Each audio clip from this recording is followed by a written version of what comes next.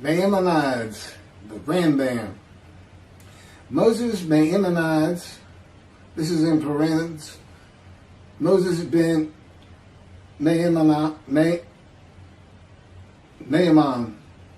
known in rabbinical literature as Rambam, from the acronym Rabbi Moses Ben Maimon, from 1135 to 1204. A rabbinic authority, codifier, philosopher, and royal physician. The most illustrious figure in Judaism in the post-talmudic era, regarded by many of the greatest Jewish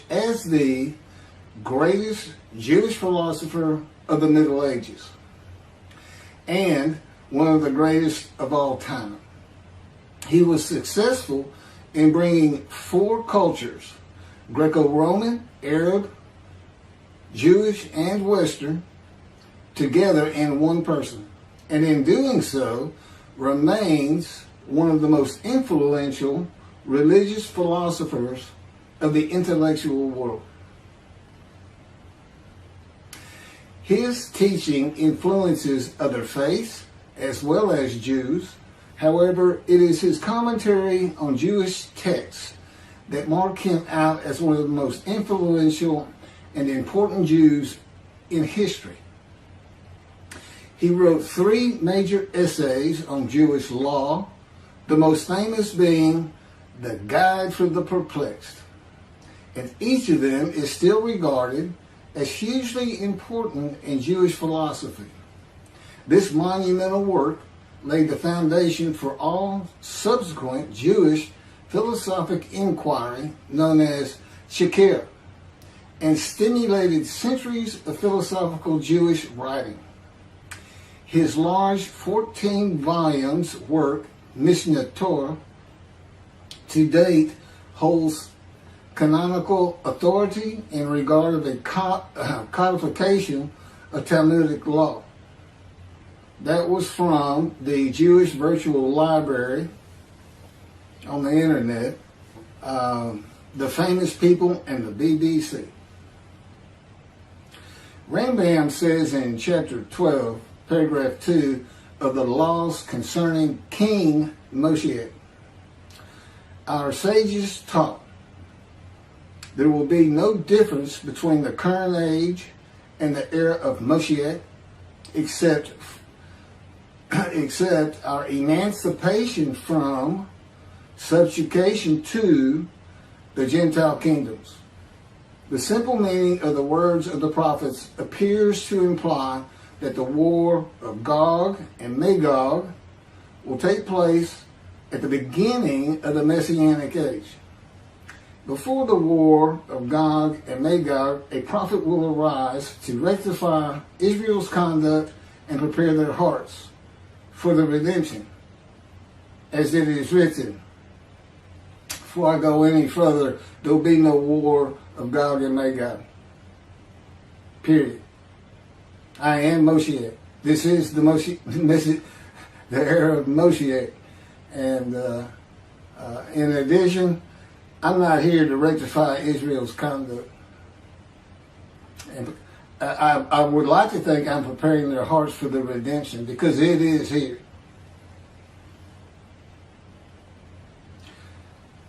This is from Malachi chapter 3, verse 23. Behold, I am sending you Eliyahu, which is Elijah, before the advent of the great and awesome day of God. He will not come in order to declare the pure impure, nor to declare the impure pure. Nor will he come in order to disqualify the lineage of those presumed to be of flawless descent, nor to validate lineage which is presumed to be blemished. And I agree. Rather, he will come in order to establish peace in the world. As the above prophecy continues, Malachi 3 verse 24, he will bring back the hearts of the fathers to the children. And that is incorrect. I don't come here to bring peace or have the world come to peace or to establish peace in the world. No one can do that. Humanity will never be at peace. It's just not what man is. It's not how things have ever worked. Elijah does not come to establish peace in the world. And again, God dictated this to me. I didn't come up with all this on my own.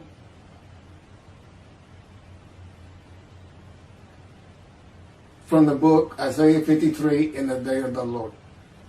Elijah does not come to establish peace in the world, but to make the many righteous by his knowledge in reconciling the sons to the Father and the fathers to the sons of the family members, one to another, of the Jewish people, by having them be mindful of the teachings God gave Moses at Horeb and to the practice of Judaism. Okay, be mindful. That's an amendment to the first, the covenant between God and the Israelites given by Moses. It's just an amendment because they had to have strict compliance with 100% of the Israelites agreeing to it, that they would all abide by it. Today he's saying be mindful, and he's also saying it doesn't have to be 100% of the people, those who heed and revere and esteem his name.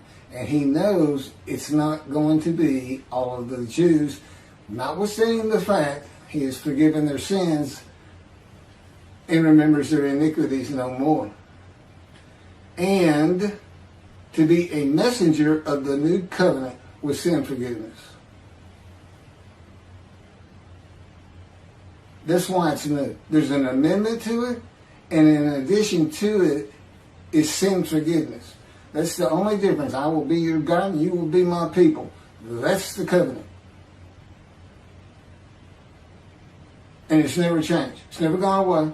It's new only in the sense that there's been an amendment to it, and in addition to it, and it's a ratification and confirmation of the covenant at Mount Sinai, or Rambam and the sages say in chapter 12, paragraph 3 of the laws concerning King Moshiach, God makes it real clear. He calls Moshiach, my servant David, a shepherd. He's a teacher. There's been no rabbinic kingdom dynasty that Rambam thinks is coming. And that's all you have. Now there is a slight reference to king and prince throughout the covenant of friendship. That just means leader in this context. He's a ruler amongst the people, not a ruler over the people. This is just Rambam's rendition of what a rabbinic kingdom would be, but it's not in the Hebrew Bible. During the era of the King Moshiach, once his kingdom has been established and all of Israel has gathered around him, the entire nation's line of descent will be established on the basis of his words, through the prophetic spirit which will rest upon him. In the Middle Ages and in antiquity, they believed in prophetic spirits. This will not happen. I do not have a prophetic spirit. The Spirit of God alighted upon me, but he's a person. Now, he helps me. He'll tell me things and teach me things. But there's no such... there's by and large, nobody believes in that kind of thing anymore. That somebody can just prophesy. God prophesied. He has absolute knowledge of humanity from Adam on to the ends of the earth. Okay, now he can tell a man, write this down, or go tell the people this. But that's just coming from him by knowledge. No man gets a spirit upon him and all of a sudden he can prophesy.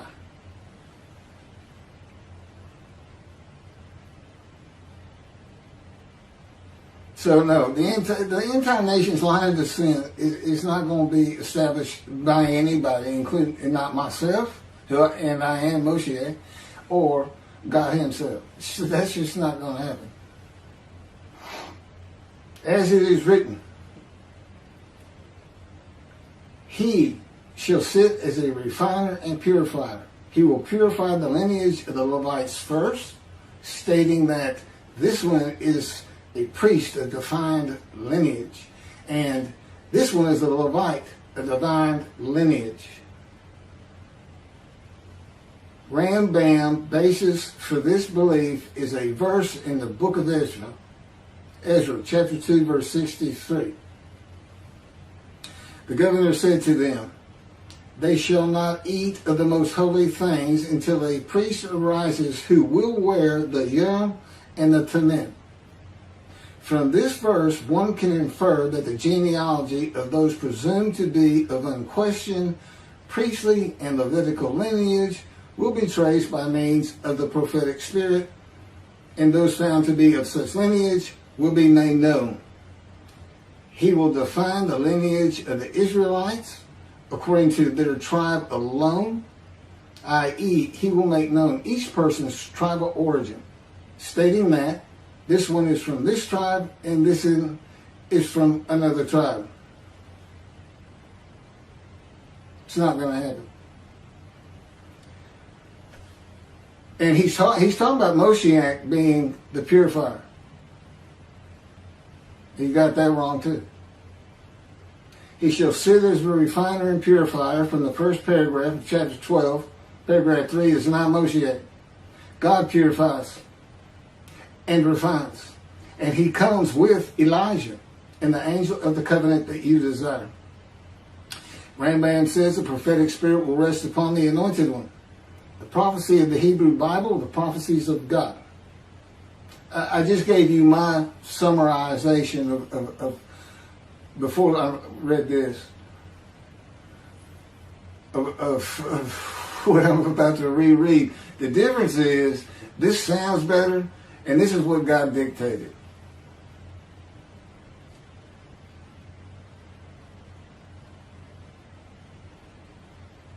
The prophecy of the Hebrew Bible, the prophecies of God.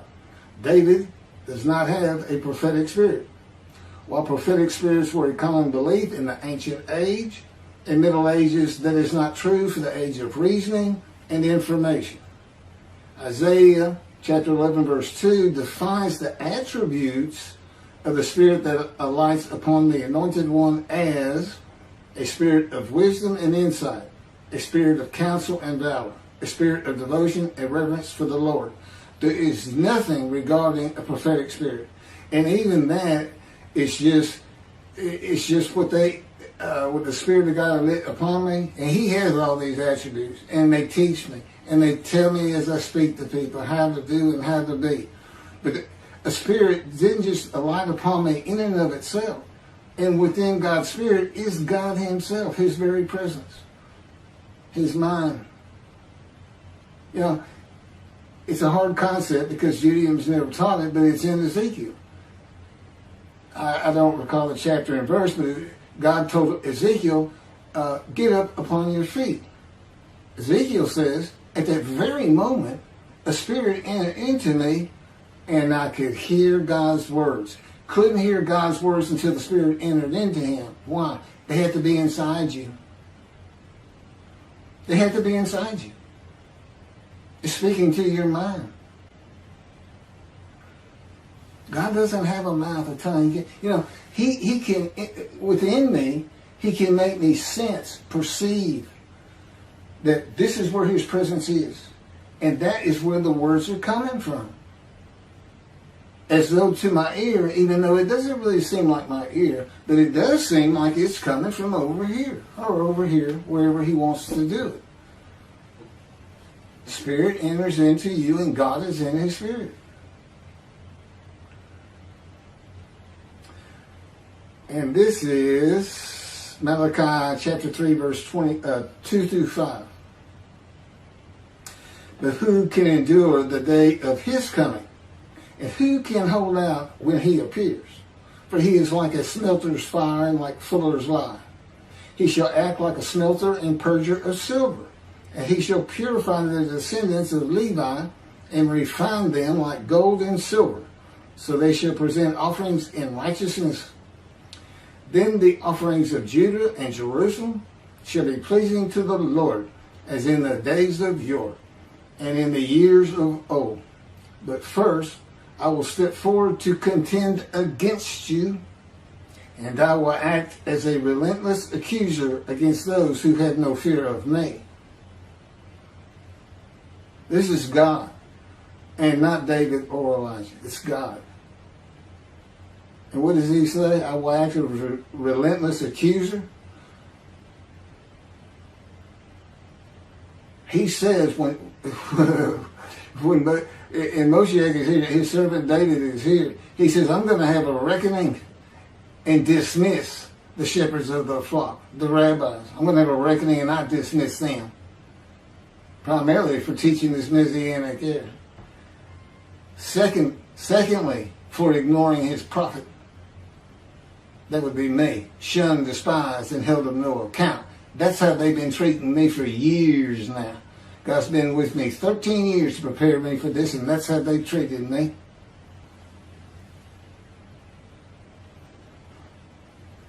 In Hebrew writing, it is common to express the same idea twice.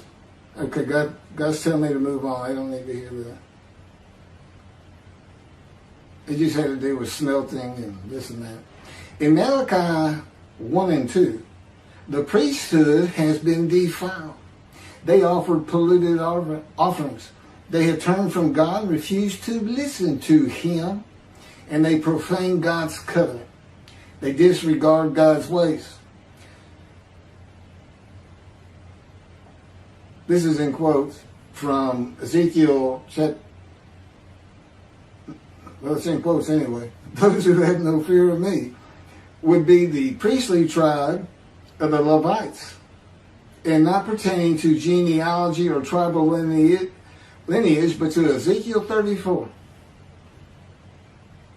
Thus said the Lord God, I'm going to deal with the shepherds. I will demand a reckoning of them for my flock, and I will dismiss them from tending my flock. It's Ezekiel chapter 34, verse 10. Then I will appoint a single shepherd over them to tend them, my servant David. Again, that's Moshiach. He shall tend them. He shall be a shepherd to them. Not a king.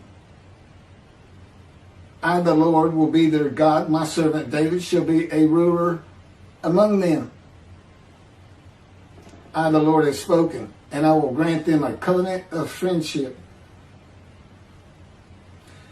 Malachi chapter 3, verse 3 says that he shall purify the descendants of Levi and refine them like gold or silver, so that they shall present offerings in righteousness.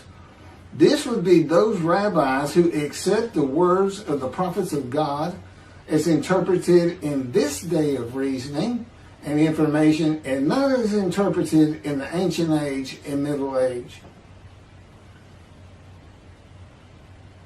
If you want to be purified, if you want to get out from under the dismissal, you're going to have to learn everything God dictated to me in Isaiah 53 in the day of the Lord, and the second book, the life of God's righteous servant of Isaiah 53, which is my life.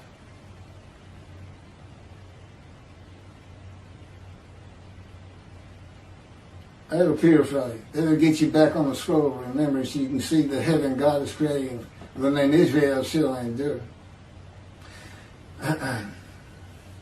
The era of redemption, restoration, and exaltation versus the day of the Lord, as found in the book.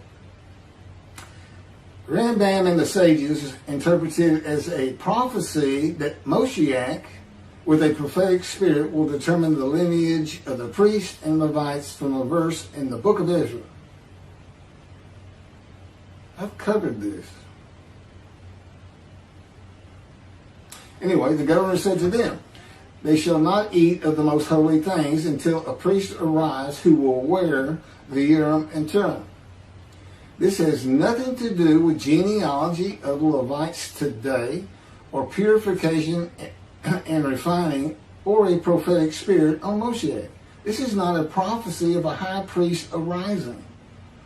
And it is not Moshiach, but an answer to those that could not prove they were Levites when the verse is put into its proper context.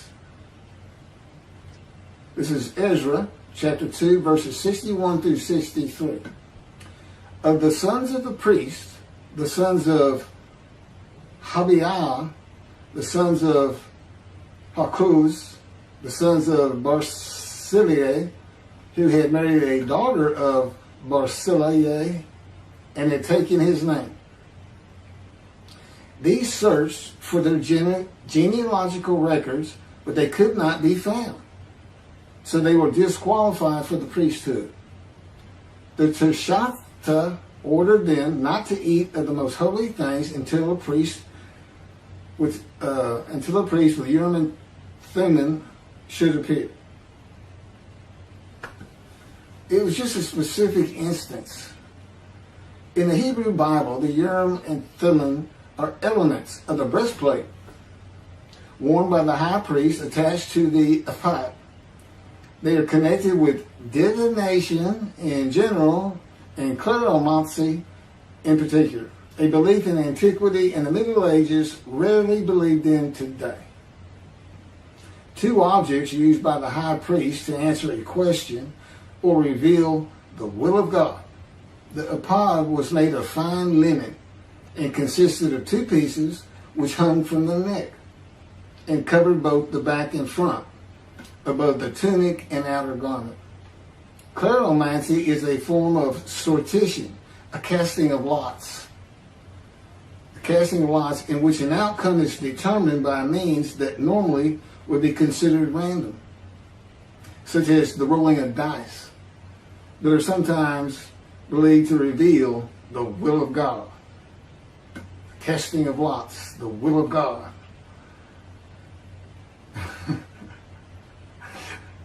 This is not believed in today.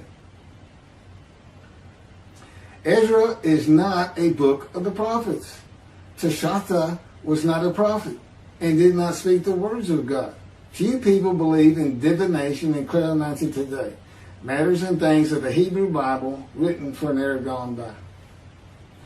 In summation, as great as this man was, and we're talking about the year 1200 or so when he died, born in the 1100s, he was an incredible man. There's no doubt about it. But he didn't have the science, the medicine, the knowledge, the information, the ability to get information that we have today. It's a different time. We just don't believe in some of these things they believed in. You can't just say or say, just say. Now, Rambam also, I can't believe it's not in here. He said Moshiach is going to perfect the world, and the entire world was going to speak Hebrew. Okay? And he gets that from Zephaniah chapter 9, verse 10. God says, and I think most people have heard this phrase, they shall be a people of a pure speech. He takes that to be the people of the world. Well, the only problem is that, read verse 9. In verse 9, God talks about his anger against the world and how he would actually terminate it with fire. He's not talking about them. He's just talking about his people. The peoples are the Jewish people. And guess what? Today they are a people of pure speech in Israel. See, the only time an ancient language has been revived in the modern times, and that's Hebrew. That's their official language, along with Arabic in Israel. So it was a true prophecy of God. They should be a people of pure speech, but he's only talking about the Jewish people. When he says the peoples, he's talking about his people. If he's talking about the people of the world, you know what he's going to say? The people of the world. His people. The Jews. Okay, well that's all I have on Rambam. Again, I'm surprised I don't have that. Thank you very much for listening.